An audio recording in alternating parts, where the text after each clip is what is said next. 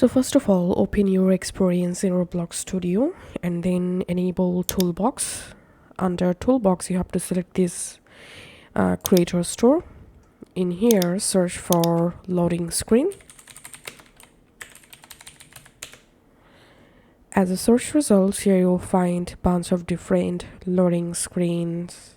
So I'm just adding this loading screen on my project, just dragging and dropping it on my project and clicking on OK.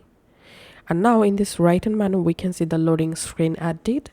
Now we have to drag this loading screen and we have to add or put this loading screen under this replicated first, just like this. Now expand loading screen and open local script by double clicking.